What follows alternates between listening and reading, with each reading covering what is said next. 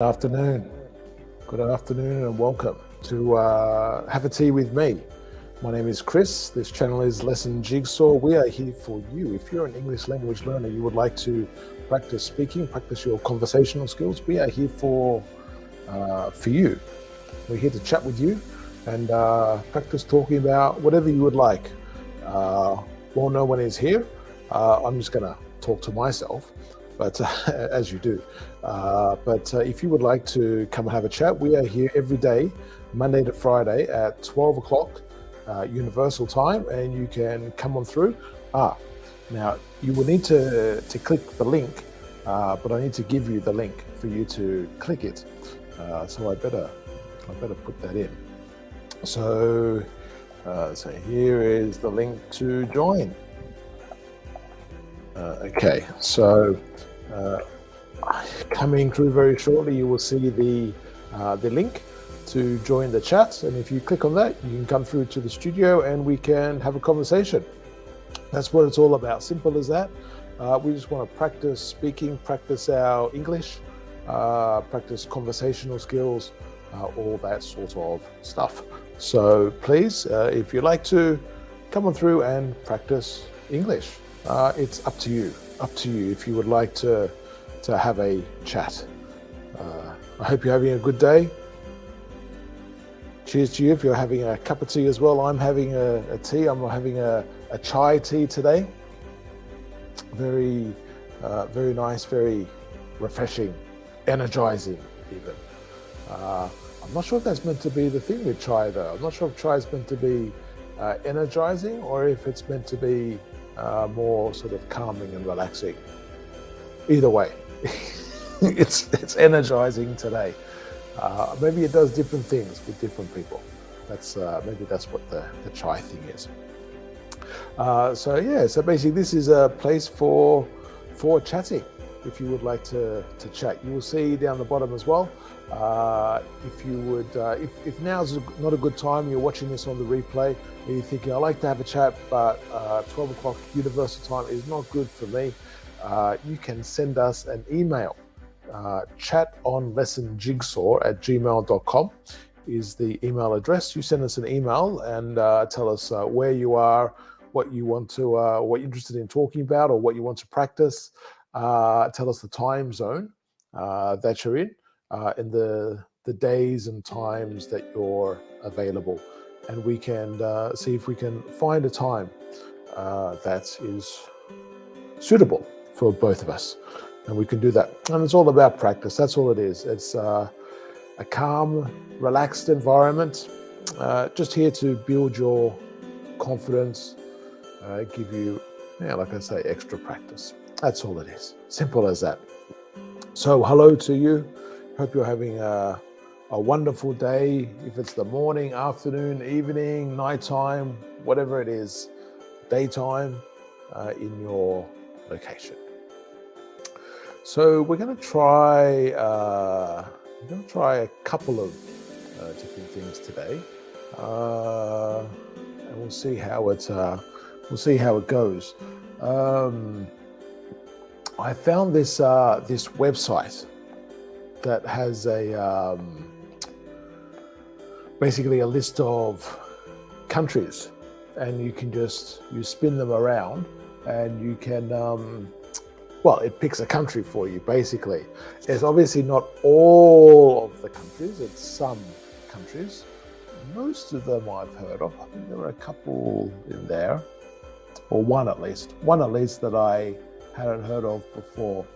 Although it seems to have some really sort of older countries, let's say old-fashioned. I see there German Reich, and I'm not sure if that's still an actual country. And it's got British Raj there as well. So I'm not sure again if that's a country either. So I don't know. It's a bit curious. So we will have to see. Let me see if I can get that back. Okay. So we have to see if we can. Okay, I'm not sure what's happened there. Let me try that one more time.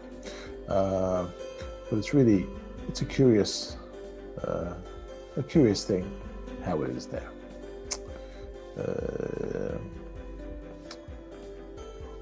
Okay. I'm not sure why. That's really interesting. So it's gone. It's gone all blank. It's gone all blank. I can't see it, and I don't know why. It's a real curiosity. Let me see if I can load that up again. Okay. Let's try that one more time. Like I was saying, there's a bunch of countries there that are a little bit maybe old style. So anyway, we can work around that. So it's probably not the most modern list of countries. I see like Yugoslavia is there as well. So it's a little bit strange. But let's see what we can do. Let's spin that wheel and see what country it lands on. Hopefully it's a reasonably modern country. There we go. Okay, so we've got South Africa. South Africa is our selected country. All right, okie dokie. South Africa. Have you ever been to South Africa? I have not. I don't know South Africa. Well, I know of South Africa, but I've never been there. So let's see if we can do a little bit of research in South Africa.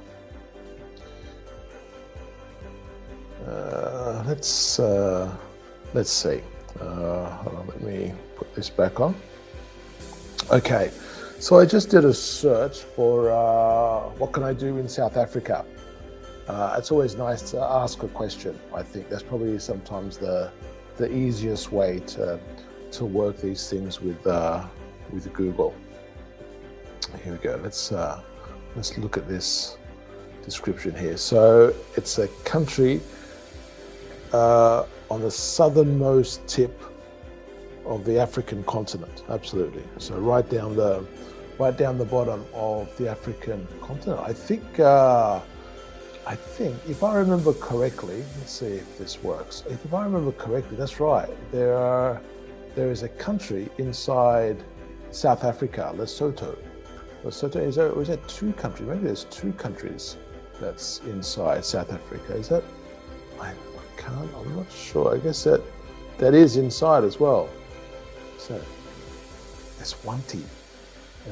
I guess it's on the border, isn't it? I guess I'm not sure if you actually say it's inside South Africa.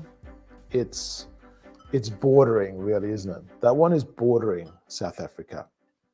Whereas certainly Lesotho, if I'm pronouncing that correctly, Lesotho is certainly inside South Africa. So definitely South Africa is the southernmost tip. I don't know, what do you think of when you think of South Africa?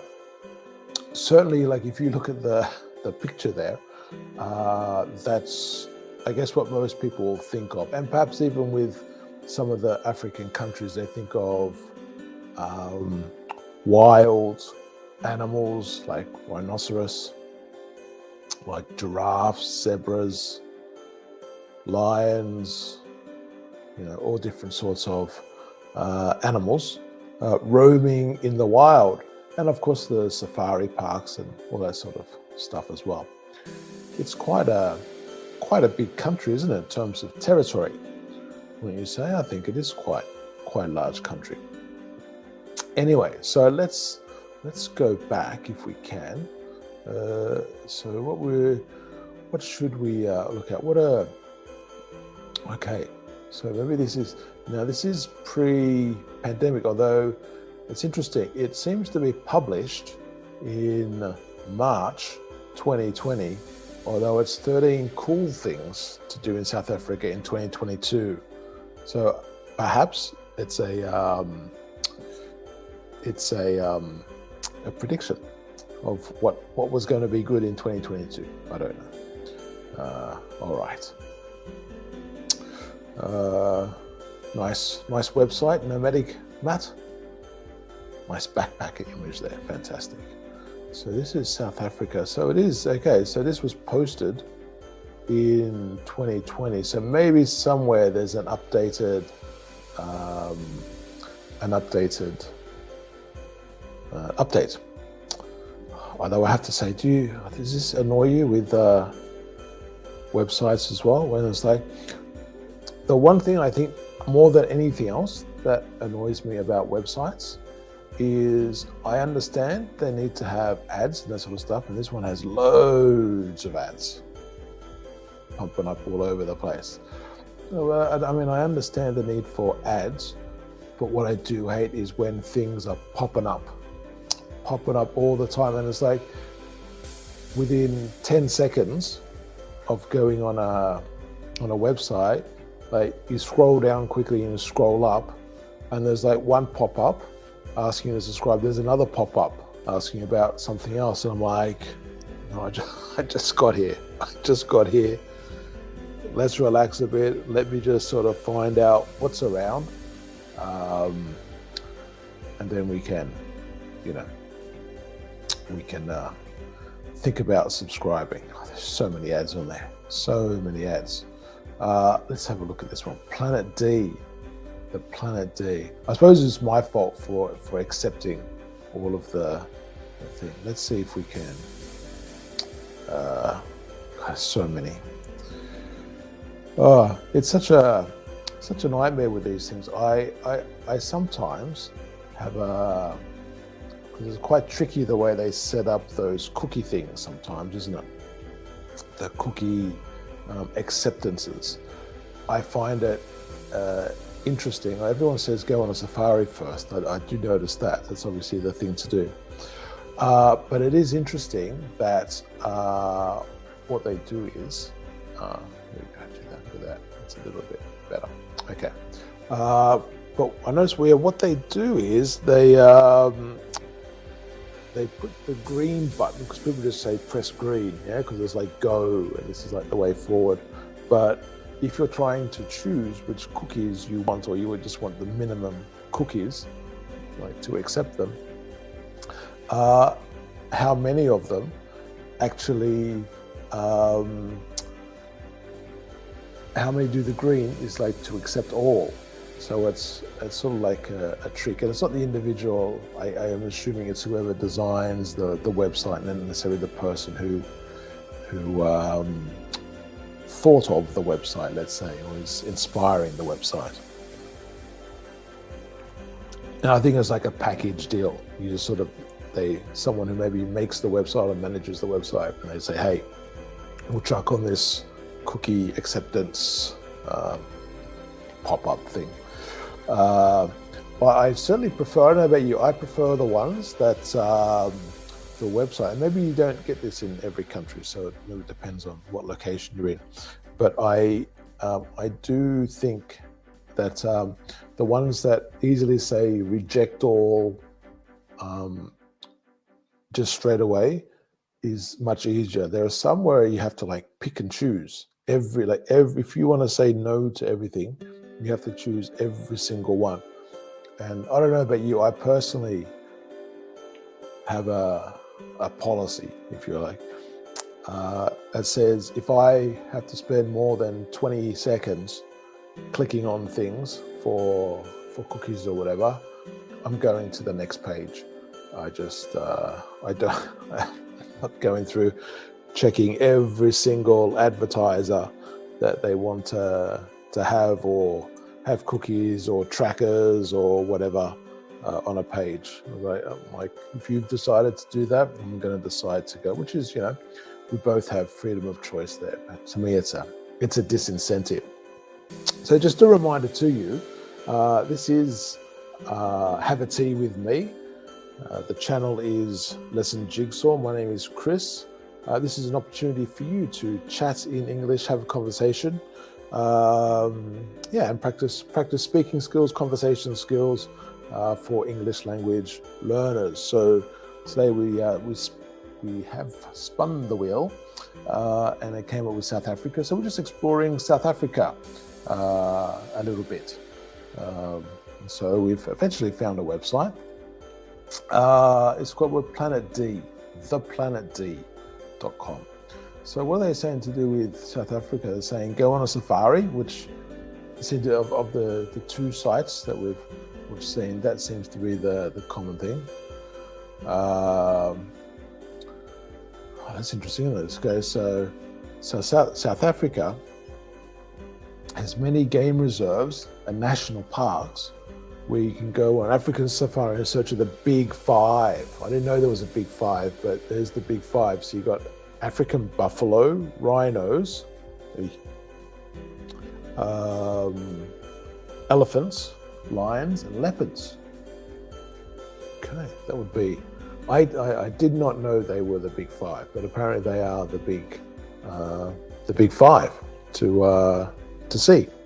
I think a trip to South Africa would be interesting, and I think most people, if they were tourists, that would certainly be something they would be thinking of. So there you go. So you got safaris is the first idea. Second idea is game reserves. So not a surprise, I guess. This is, I know, like certainly like when people come to Australia or research Australia, I guess the things that people want to see, and it's always the same sort of thing. If it's in the general community, it's something like go to the beaches and then see a kangaroo and a koala, things like that. That's always the thing that people want to see and experience. Yeah, I guess that's the same with every country. There's always like a couple of stereotypical things that people say or think about the country, and maybe that's what it is with South Africa. So visiting gaming reserves and going on a safari and seeing the animals on a safari. Hello Sonia, how are you going today? Good morning to you. Hope everything's good. Well rested, morning time where you are, afternoon where I am. But hope you're having a wonderful day.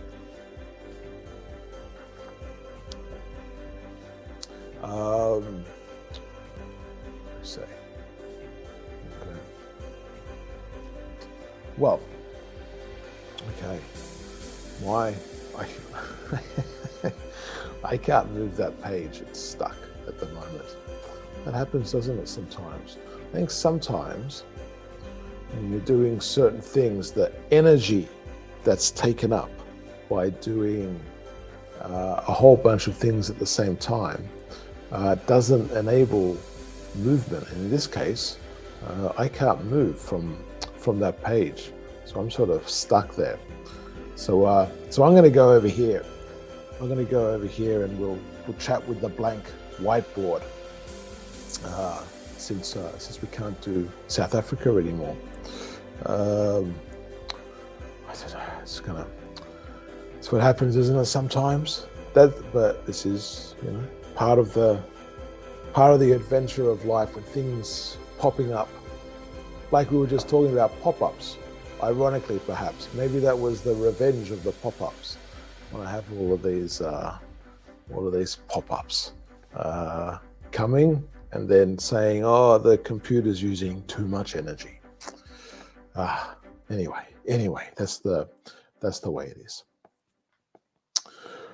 Just a reminder, if you would like to chat live here, there is a click. I keep saying that. There is a link in the chat box, and if you click on the link in the chat, you can come and join us here. You can stream or join the stream, and we can chat about whatever. We can chat about why some computers don't work sometimes. Talk about technology. I don't know if you have this problem sometimes with computers and that sort of thing. It's the way it is sometimes. So yes.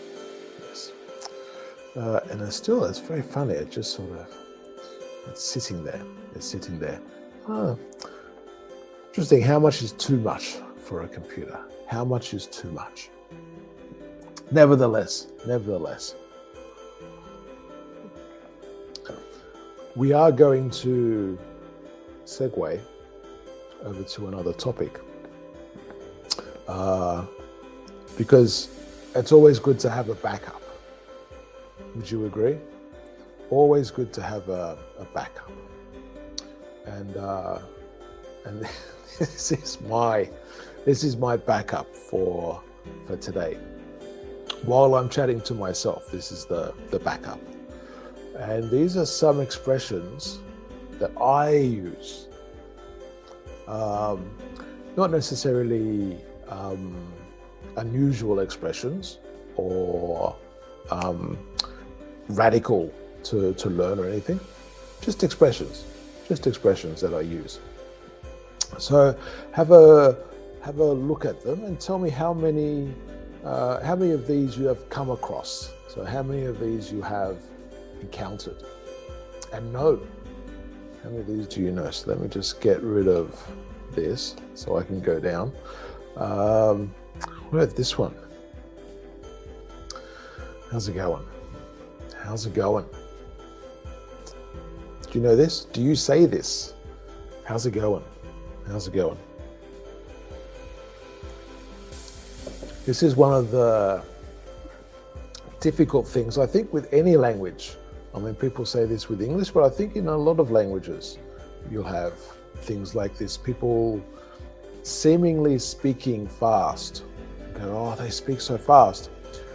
But sometimes it's not necessarily the actual pace of the way the person is speaking. So I can say this, how's it going? Or I can say, how's it going? So I can say it like fast and slow, but I'm saying the same thing. But we often get accustomed to very frequent expressions or combinations of words, and the sounds tend to mix. And this is the difficulty that we have sometimes with English. So do you know what this is? How's it going? How's it going? How's it going? Perhaps you do know. How's it going? How's it going? How's it going? Oh, let me just go log in here. How's it going? Which is the same as how are you? Or how are you going? It's, I'm not sure, different places. I think how are you going, I think is more Australian. I think we say that more in Australia compared to other places. So yeah, because I know I've had other, particularly British people, get confused because they would use that. I think, correct me if I'm wrong, but I think they would use that more in the sense of your mode of transport. How are you going from here to the I don't know, to the shops or wherever? That's not uncommon to have that sort of a thing, or that sort of an understanding for them. But in Australia, would say, you know, how's it going? How are you? How are you? How are? I like the how are. How are you? This is the thing, is that it sounds like one word or two words. We have that combination of sounds. So how's it going? How are ya? How are ya? How are ya? How are ya? How are ya? How are ya? It's a strange thing, isn't it? It's getting accustomed and acclimatized to those things. This is still why conversations are good, because you will encounter this and you'll hear different people saying the same thing in slightly different ways, or sometimes very different ways. And this is the thing, there's no right or wrong way necessarily. But like we always say, it's a responsibility of the speaker to be understood. And it's also the responsibility of the listener to try and understand. And hopefully there's a compromise naturally in between. You know, when someone goes, oh, I don't understand, or I don't know what you're saying. that sort of thing. It's a bit of a clue for some people. Okay, let's have a look at the next one. What you up to? What you up to? What you up to? What you up to?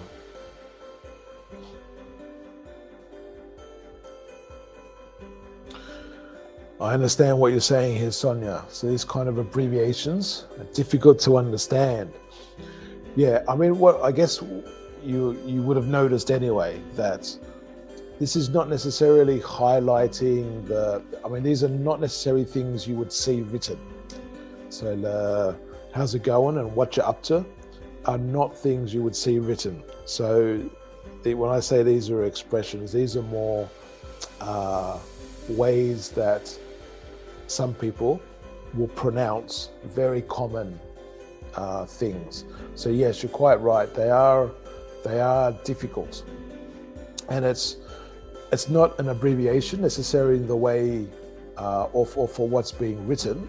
So this is not something you would write somewhere or that you will see written in a book or anything like that.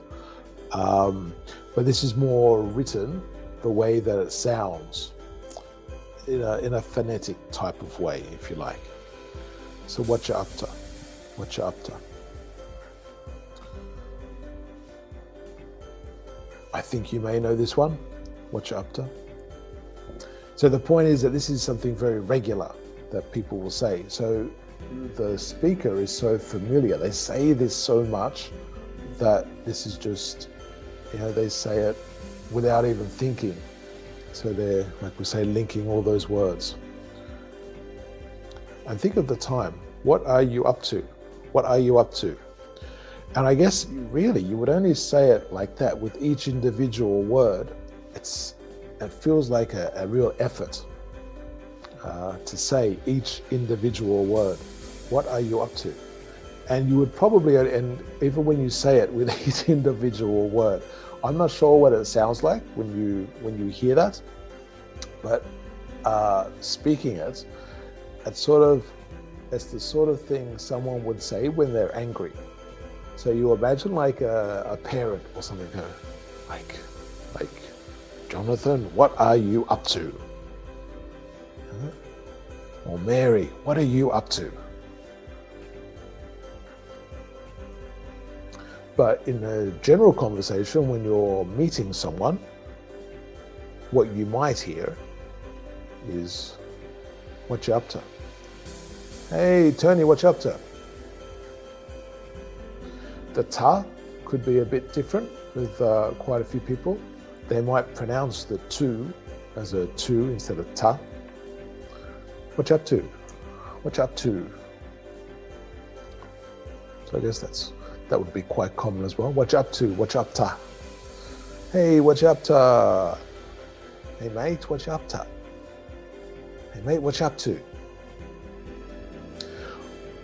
I would say with these sorts of things, when you see these things or hear these things, it's not necessarily about something you necessarily need to learn to say, or that can help with a degree of fluency when you get your body and your mouth and your ears, I guess, get used to those sort of sound combinations joining together.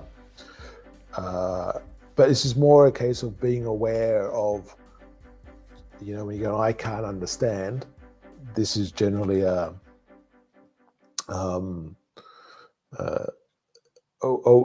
way to try and sort of go, okay, I need to sort of break down and sort of see what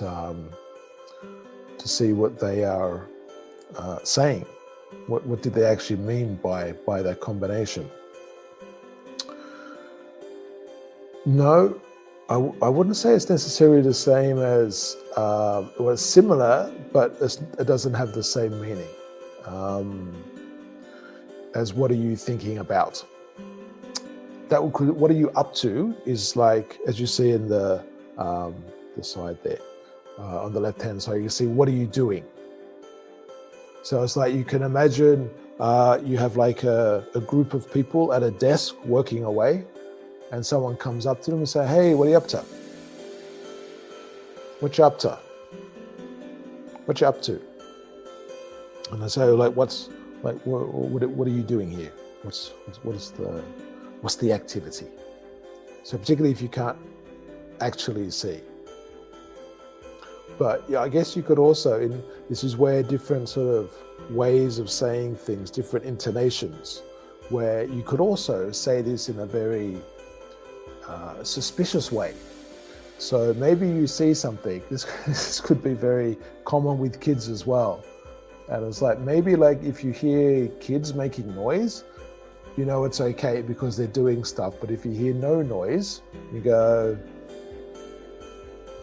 Taylor, what are you up to? And you can see there, yeah, with the suspicion, you actually say the individual words in the sentence there, where it has that sort of, that more dramatic effect. It's not as conversational with that. I guess with what are you thinking about? I guess it'd be more like something, what you thinking? You say, what you thinking about? What you thinking about? What you thinking about? So I guess if for me to say this, let's see if I can write this here. I'll say something like, what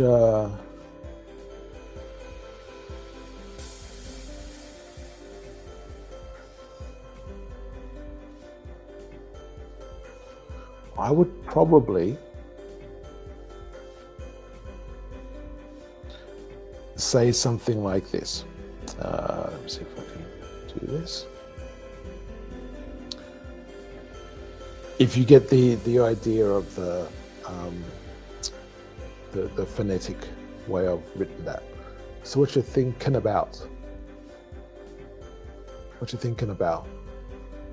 So sometimes you might say the T, and obviously this sort of thing depends on each individual person. Everyone will have their own style. But what you thin?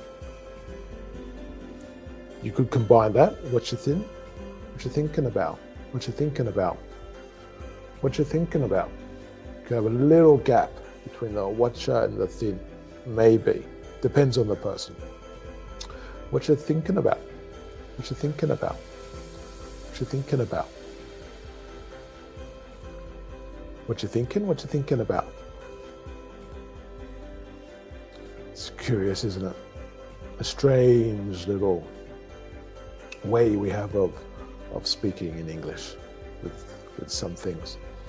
But it's you'll probably notice it's whenever there's a softer sound, particularly with a vowel, if there's a soft sound, the more dominant, stronger consonant takes over. Is the way it's done. Jawanwan. Jawanwan.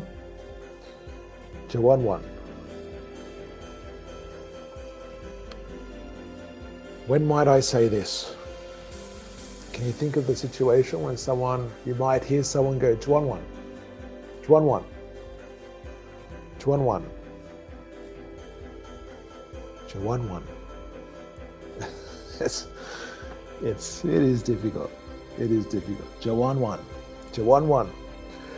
It probably makes a difference when you hear it or when you see the context, rather than when you hear other things, but probably when you see it in the context. Jawanwan, Jawanwan.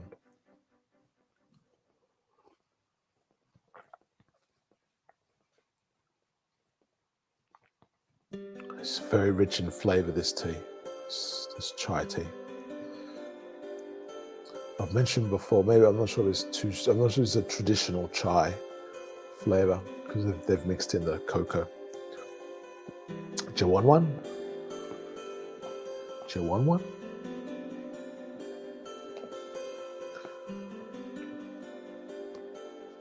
So this is an offer.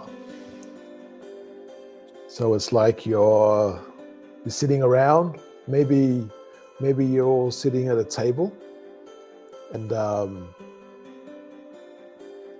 similar. I would say this is similar, Sonia. Not exactly, but similar. What do you want is more open, so the person can give any sort of possibility. What do you want? I want a pizza. But if someone already has that idea, let's get a margarita pizza. Do you want one? So it's a very similar idea, except the suggestion, the idea is already there. Whereas what do you want is more open. So it hasn't been let's say condensed to like one or two ideas or whatever it may be for the suggestion. It could be, for example, in a combination. So I'm getting, because we've got the picture of a pizza there, I'm getting a margarita pizza. Do you want one? The person says, no, margarita, too boring, too boring.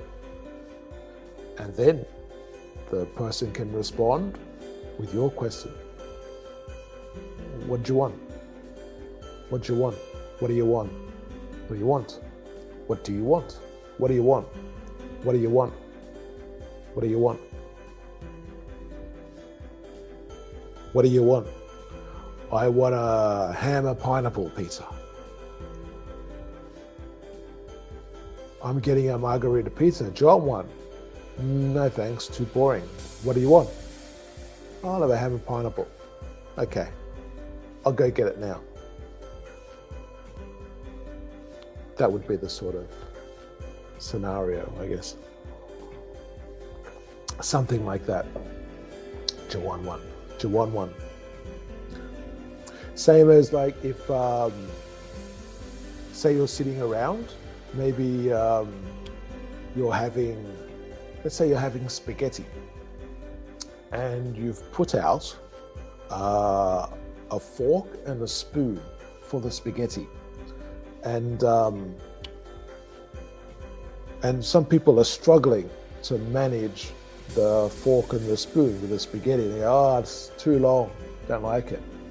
So someone says, I'm gonna get a knife. Do you want one? Oh, yeah, that'll be great, thanks. So they come back with whatever, 2, 3 different knives, depending on what people answered.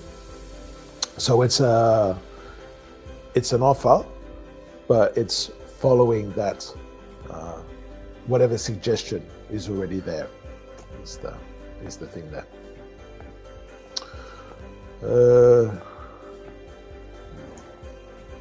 Who's playing? Who's playing?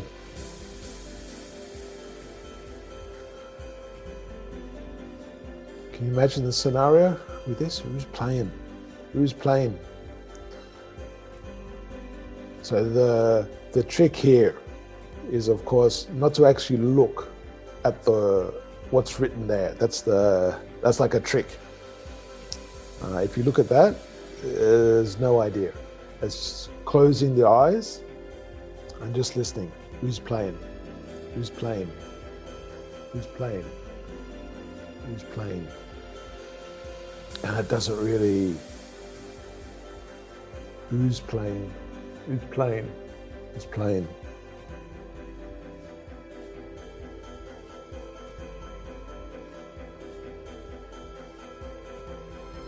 So quite commonly, if there's a sporting event, so someone comes in, maybe they can't see the teams. Okay, yeah, very good. Yeah, nice one, Sonia, well done. So you come in, you can't see or you don't know the names of the team, or you've got no idea about the sport, and you just want to start a conversation. Who's playing? Ah, okay. Who's winning would be the the next question. Or what are they doing? What are they doing? What are they playing? What's the game? What's the game? What is the game? What's the game? What's the game? Okay. Good work there, Sonia. Nice one. And I repeat, this is what you see is not the important thing, is the sound. This is where it can be very good if you and it's better with TV shows or shorter TV shows. If you watch a TV show, have the subtitles on in English. You can test your listening if you want and just sort of watch it and enjoy it, no problem. But then watch it back with subtitles, so you're reading the English text. Generally, I think they're pretty okay. Most, particularly like on the, like if you watch on like Netflix or streaming services like that, they tend to be pretty good with the subtitles. In English anyway. And if you do that, read the subtitles and listen to the person as they're speaking, and then just choose little segments, yeah, or maybe like a scene, and just practice a scene and choose one of the characters and say what they're saying. You know, repeat what they're saying. And like we were saying, there's not necessarily any wrong or right, because just the way that you're saying the same sentence can change the meaning in different sort of subtle ways. So you can play around with it. Yeah, so you can repeat it in the same way. And of course, in TV shows, they tend to be more dramatic with some things. But you repeat what they're saying, and you sort of try and follow their rhythm and their intonation, and then you make up your own. Yeah, and just sort of see how that sounds with different types of intonations. You can even record yourself. You use your phone, use the voice recorder on your phone, and see what it sounds like. See how you sound with that. It's not about. It always sounds strange when you listen to your own voice. I get that, but it's good to then sort of hear how you sound, and you can listen and go, okay, do I sound like I'm saying all of the words individually, or am I combining some of the sounds? And if you've been copying what the character, the way the character is saying the sentences and the dialogue, you can quite commonly, you'll find yourself matching the combination of those sounds, and you're mixing those sounds. So for something like this, you will find yourself going, who's playing? Who's playing? And you won't necessarily be thinking about it. You're just trying to replicate the sound. But that's not a bad way to practice. And again, it's not necessarily to sound like that. You don't have to sound like that. You don't have to mix all your sounds together. That's not the aim. The aim for all these sorts of things is more for your listening. So when you're in a conversation, I actually quite like the way that most English language learners, where English is not the first language, I find more often than not that they tend to speak far much better. I can understand them in terms of the actual words that they use far better than let's say where people who had English as a first language, just because they pronounce clearly. Not everyone, it's the same for everything, but quite a few people. So I think it's good to pronounce clearly. Yeah, so that's a good thing to do. But like I say, it's more for the listening skills. So then when you're in the conversation, you can pick up and get what they're saying. And what you're doing is, while you're looking at a few examples there, that will then flow into other different conversations, because you'll get the pattern, and you'll start naturally picking up those patterns where you've got those stronger sounds of the consonants and the weaker sounds of the vowels, get them combining together all the time. And this is the reason generally why I guess we think that people speak fast. And sometimes people do speak fast, literally, but often we think they speak fast, and that's because they're combining their sounds. Look at this one. Can I see? Can I see? Can I see? Can I see? Can I see? This is a bit harder, this one, because it could be, I guess I would have two different pronunciations for this, depending on. Okay, nice one. I would just have the last one off, but the last word off. Yeah. Can I see? I'm gonna tip myself that way there. But yeah, can I see? Can I see? Otherwise, can I see you? Can I see you? And still with the same level of difficulty, because it still sounds like one word. Can I see you? Excuse me, Tony, can I see you for a minute? Can I see you for a minute? This is very common when someone's going to get feedback when they're at the office or in a workplace. Excuse me, Margarita, can I see you for a minute? I need to talk to you about something. Can I see you? Can I see you? Yeah. Quite like that picture though, seeing through the lens of the glass there. Okay. All right, well done. So, I mean, these are just some examples of different things to think about, and when you're and that's why that sort of exercise works particularly well if it's a TV show, like a shorter. I mean, if you prefer with movies, you can do that, and just probably with shorter parts, it's better. That's why I say TV show. But even if it's like a scene from a movie, that works well as well. That works well as well. Oh, there we go. Two wells in the one sentence. But yeah, you do a scene from a movie.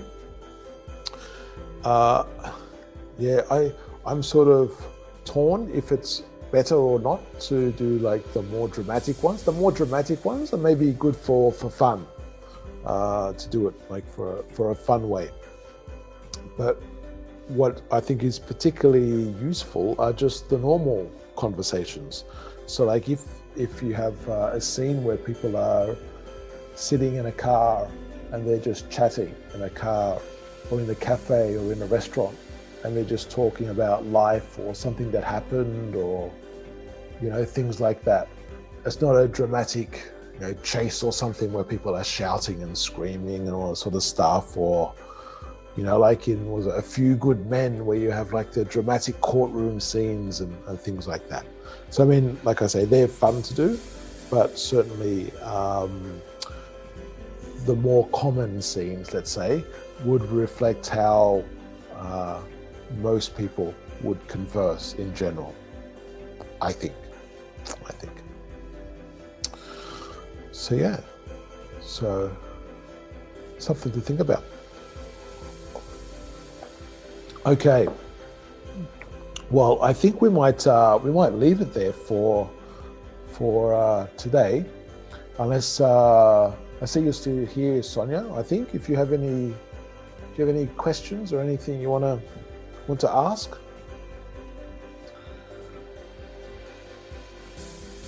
I'll wait to see. I'm just gonna. Where am I? I'm sure you can see me. Okay, I'm gonna pop away for a second. I'm just gonna refill my tea. But if you have any questions or anything you want to ask, I'll be back momentarily. So just give me a second.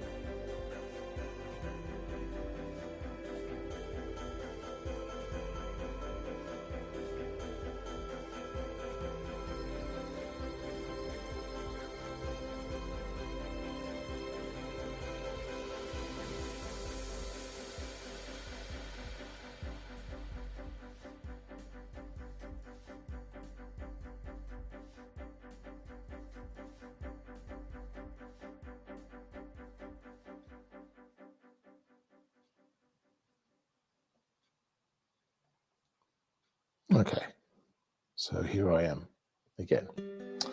Okay, so I'm going to head off now. I think it's hard to tell sometimes with the delay how long things will take. Let me have a look here.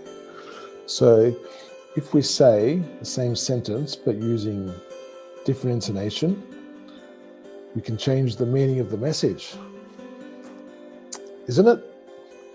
That sounds very British, isn't it? Isn't it? Yes, absolutely. Absolutely. That's why with exactly the same sentence, and actually why, even though there's a lot of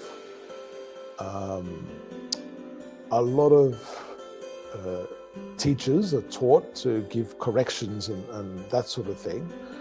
That's why I think in a lot of cases, the grammar, unless it changes the meaning, the grammar is not as important in a lot of cases compared to the way you actually say something.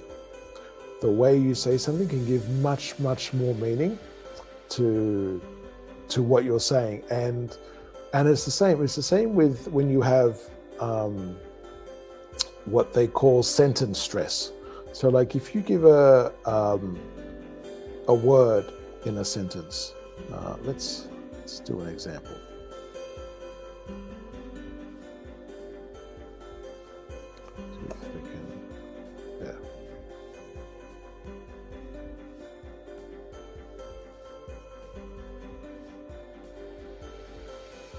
Okay, so we have an example here, and now when it's hard to say, really. It's hard to answer this question. But if someone said to you, what word do you stress here? And there's no real right or wrong answer. And the question is, what do you mean? What do you want to say? So it's exactly like you're saying, when you're stressing and your intonation is different, you can give a different meaning. So when you say, I wanted the red one, I guess in a normal conversational way, you would probably stress the wanted and the red, I guess. I wanted the red one. Oh, okay. So that's changing. Hello, Karima. How are you? So I would like the red one, I guess, is a polite way of asking that, but it's not necessarily impolite to say exactly the same thing. So I guess the point that we're highlighting is that it's not always the words. I know we're taught that, to be polite, you go backwards and that sort of thing. So instead of saying, I want the red one, I wanted the red one. And yes, that can be true, but like we say, it's also about the way you say it. But also it gives different meaning, because maybe the conversation, think of when would someone say, I wanted the red one? When might someone say that? I wanted the red one. Of course, it's a bit difficult now with the pause to see if anyone says, but if you have kids, you will certainly know this, I imagine. Hello, Karima, nice to meet you. Hope you're having a great day. We're just chatting in English.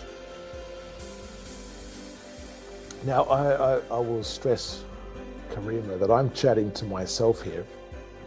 We've got you and Sonia in the text chat, but the idea is not for me to be speaking all the time in reality.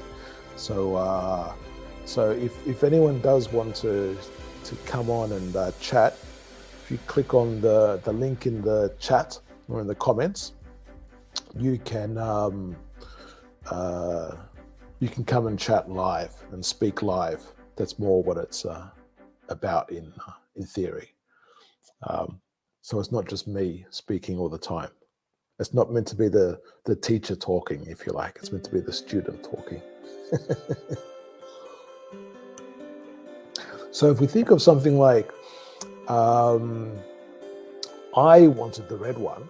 So you can imagine kids, and you got like 2 or 3 kids, and one of the kids, there's like different, I don't know, cars or dolls or something. And one of the kids picks up the red one, and the other kid goes, "Oh, I wanted the red one." And so you can hear from that emphasis, me, I was the one who wanted the red. You didn't really want the red one. I wanted the red one. I wanted the red one. Or maybe, when would someone say this? I wanted the red one. I wanted the red one. And that's where you have sort of more of the casual and the joining. I wanted. Instead of I wanted, I wanted. I wanted the red one. I wanted the red one. I wanted the red one. I wanted the red one.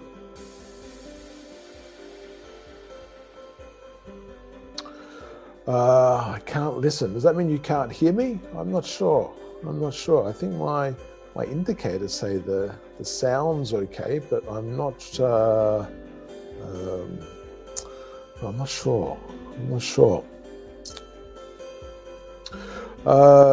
Teacher, please call me Chris. Oh, my name's not there. Let me put my name up. My apologies. Okay, you can call me Chris. It's all pretty relaxed here, no problems. Did that actually go up? Well, that didn't go up. Okay. Okay, so I wanted the red one. It's a simple past. You're in a class now. Okay, well, I hope the teacher doesn't get annoyed if you're in the class and you're watching stuff on Facebook. Maybe they don't mind if you're also like doing English stuff as well. Maybe it is the simple past. Well, it is the simple past if we just look at the straight. If you look at the straight tense, the way it is. But I guess the question is also the meaning that we use when we're using the simple past there. So when the person says, "I wanted the red one," maybe I don't know, maybe there's like different types of, like you get those hamburgers. Sometimes I've seen in places, seems to be fashionable these days, you get those hamburgers where they have different colored buns. I've seen this with like a whole bunch of different colors. So black seems to be very common, but I've seen blue and red and green for the color of the bun for the hamburger. But so maybe the waiter or the waitress brings out a green bun. The person goes, "Oh, I wanted the red one. I wanted the red one, but you gave me the green one," and that sort of thing.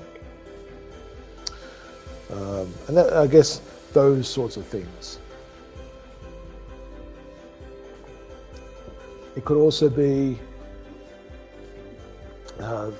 where maybe someone changes their mind. So if we add on to this sentence, you could say, "I wanted the red one, but now I tasted the green one. I think I like the green one better." And so with all those sorts of things, it can change the meaning and the idea of the sentence. And that's with any sentence. You can always change what particular words you're emphasizing and what you're meaning. And of course, the way that we say it in terms of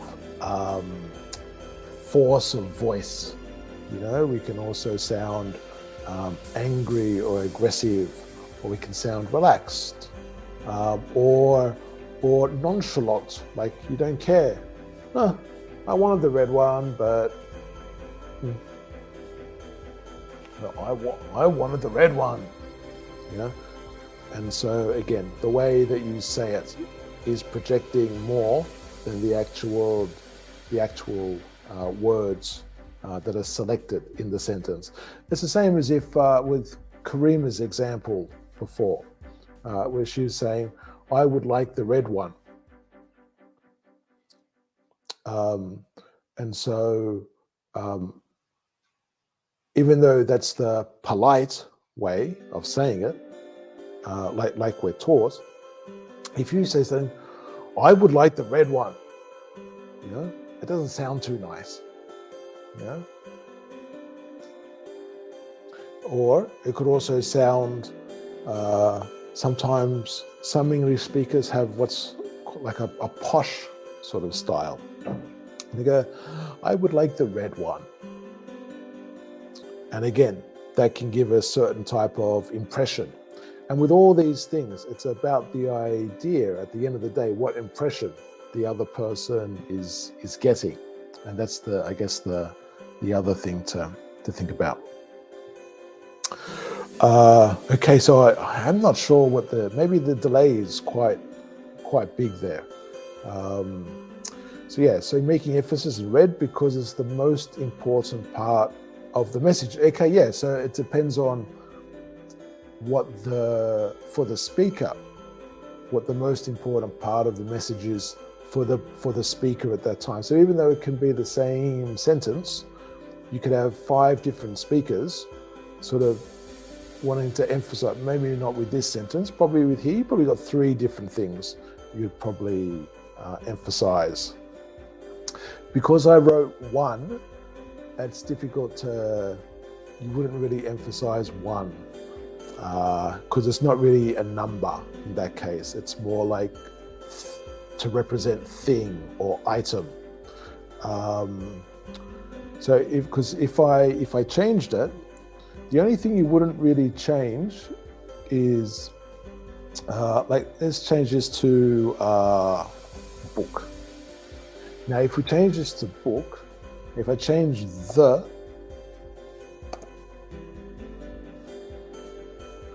now with this you could actually have emphasis on the 5 different words. I wanted a red book. Me. I wanted it. She didn't want it. He didn't want it. I wanted it. I wanted a red book. But I don't want one now. See, when you emphasize that verb just by itself, I wanted one. So it has the idea, I've changed my mind. I wanted a red book.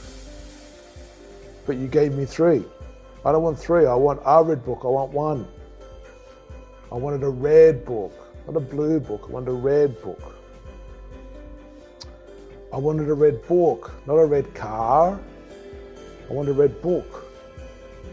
And so with that, you can actually change. So it depends on the sentence, how many things you would emphasize. But yeah, so whatever's important for the speaker, you would change the emphasis or what you're stressing, what's most important for you to get across. And that depends on the conversation. Kareem is saying, I wanted the red one means you preferred the red color compared to other colors. Exactly. That's exactly right, Karima. You have that particular preference. That is exactly right. And it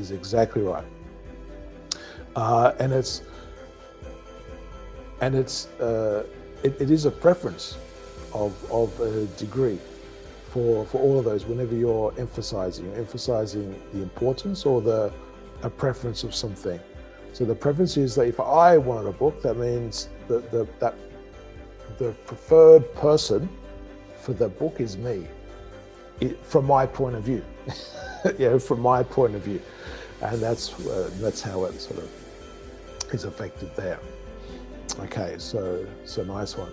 Another message for Karima. They are passing diagnostic test 2nd year middle school about past simple. What is your question about I wanted the red one? Not really I'm not sure you mean like what is the question there.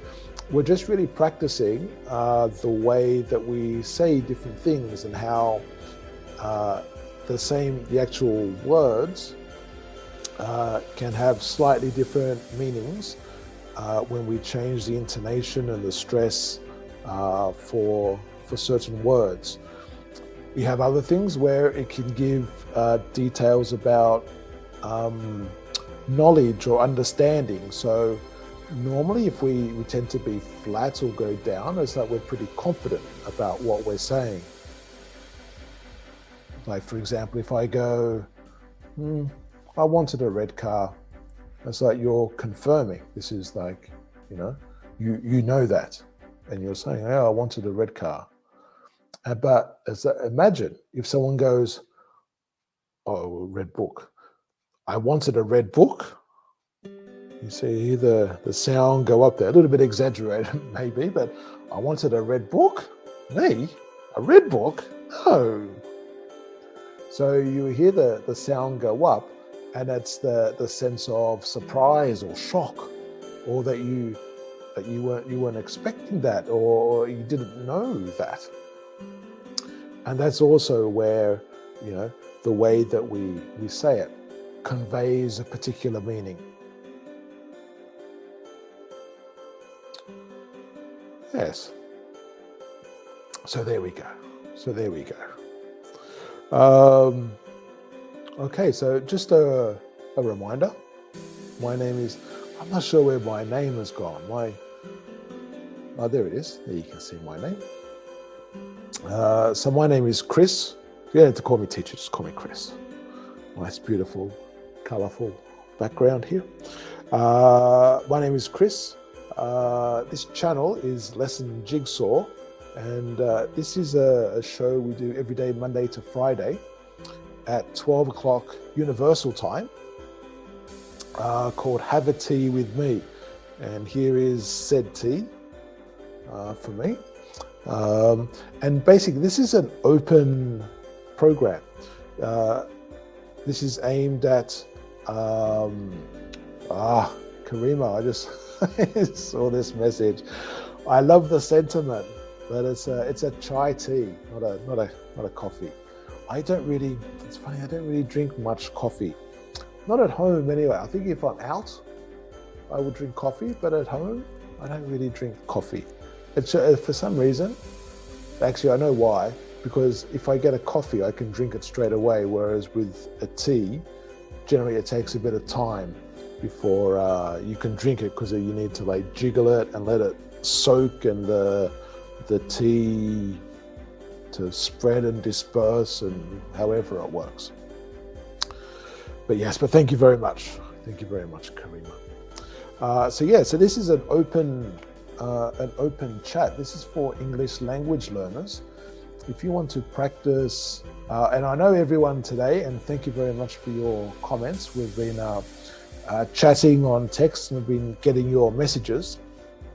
But I guess the real aim, and it's good to have that interaction, but the real aim is to give you an opportunity to practice speaking and speaking live, practice your conversational skills. So you will see a link in the chat box or in the comments.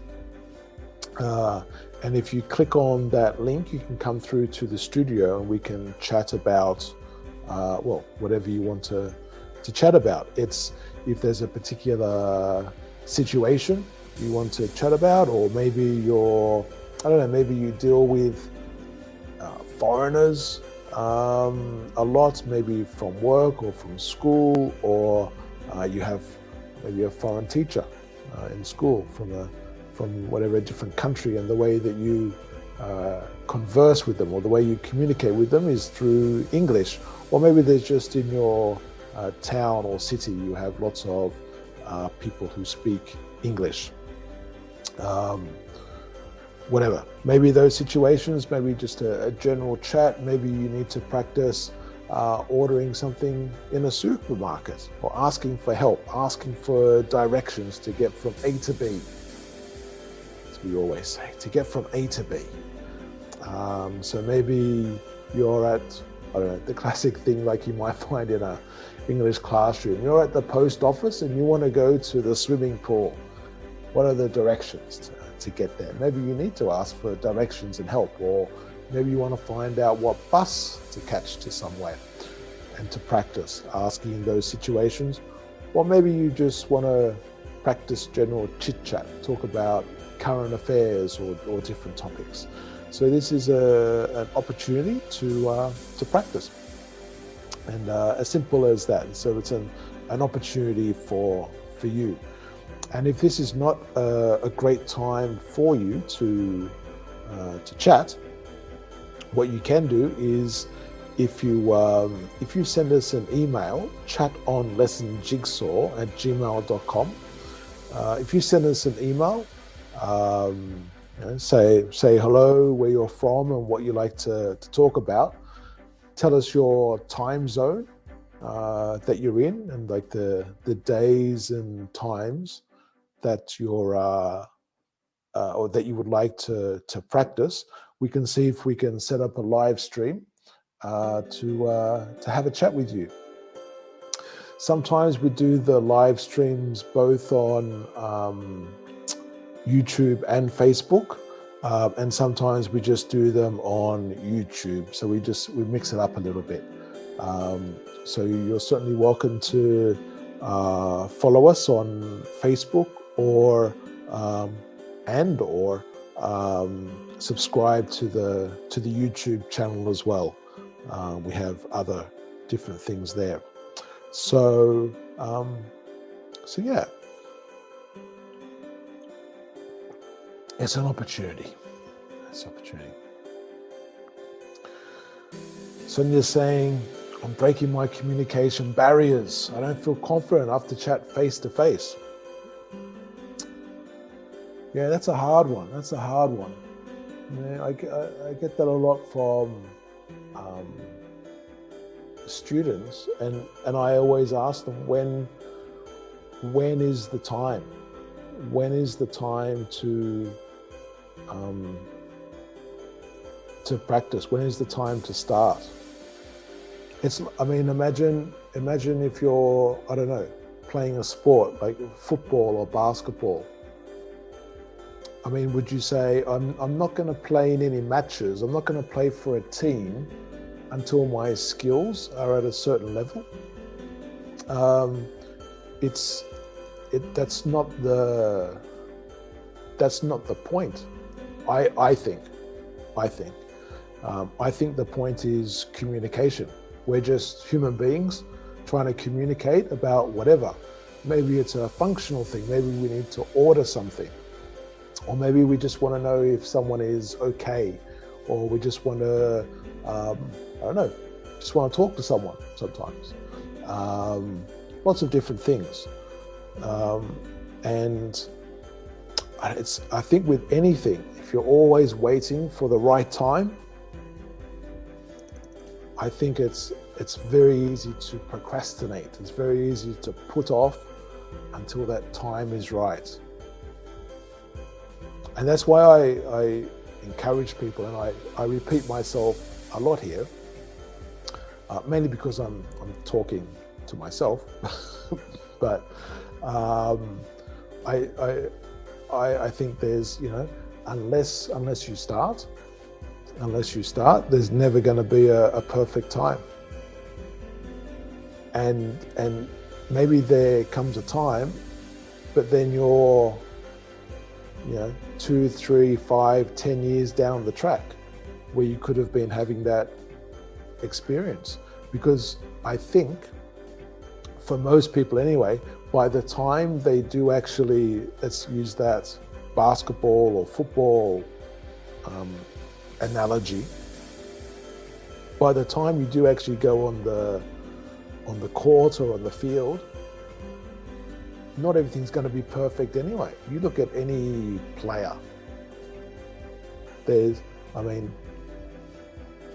they make mistakes, or do they just not do it right sometimes? the aim is to participate. I think so. Anyway, that's I hope people will be hoping to get or able to get some type of confidence. And Sonia, I will say, if you're thinking of coming on here, you like to talk, but you're worried about showing your face or something, you can take off the camera. You have that option. You can just practice speaking. You can do that. The point is to be practicing speaking and to practicing conversations, and that's the main aim. So while it's always good, I mean, it's like anything. It's always good to see a face and that sort of thing. To put a face to the voice is like the natural thing, I guess, that we think of. But that said, it's not unrealistic to also have situations where you can't see the person. Maybe like literally, like with if you're talking through a phone or a laptop or something, maybe there's a problem with the computer or the camera, and that's quite possible as well. And you can't see. All you have is the voice. But the classic one is, of course, when you're on the phone. You're speaking to someone on the phone, you can't see them. So, and then it's very real, but it's also harder because you can't see the lips or the facial expressions of the person. So that's where, if we talk about intonation and stress and the way people say things, that's when it's even more important, because the only thing you have to go by is the way that someone says something. Whereas if you actually see the face, you can tell if someone's making a joke, for example, or something like that. Or you can see if someone says something and they're really worried, or you can see it's really stressful for them, or they're getting emotional, or they're really happy or joyful or something. If you see someone's crying, or you hear someone's crying, for example, sometimes it can be hard to tell if it's tears of joy or tears of sadness. Whereas when you see, sometimes, not always, sometimes it can be easier to tell, what the situation is and what the appropriate response is for that. But it's realistic to have a situation where you're on the phone. It's the same when you're writing. When you're writing a message, that's why we have so many emojis these days, in particular, because it's making it easier for people to understand if we're writing something but we're telling a joke. So if we do we write something and then we write ha ha ha or a smiley face or something, it can lighten the mood. Whereas if you just write the sentence, sometimes people can get offended or annoyed or frustrated with the sentence or the thing that you said. So, but all of those things are certainly real life. They're certainly practical. So certainly seeing someone's face or not seeing someone's face and just hearing the voice is very, very practical as well. Karima says, okay, I will do. I can't remember what that was. That was, okay. I watch. I've just joined the channel. Have a nice day. Thank you, Karima. That's very nice of you. I will try and have a nice day. The weekend is coming up. Anyone have any particular plans for the weekend? Maybe you're already in the weekend. Maybe you're watching and listening from a country that has the weekend on Friday and Saturday. That's interesting. Different places, different vibe, different feel. That's all good. But I would repeat. So if anyone is interested in joining, there is the link that you'll find in the chat boxes. We do these have a tea with me programs every day, Monday to Friday, 12 p.m. Universal time. And anyone is welcome to join. It's open. And if that's not the greatest time for you, we could say euphemistically, that's not the greatest time. You can send us an email, chatonlessonjigsaw@gmail.com, and tell us your details, your time zone, what you want to talk about, the days and times that you prefer. We can see if we can arrange something. I think we're going to go now. Thank you very much for your comments and your participation. Much appreciated. Always much easier if there are other people participating. I do appreciate that. It is a funny thing if there is no one here and I'm just talking to myself.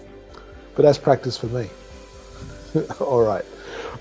So we will leave it there.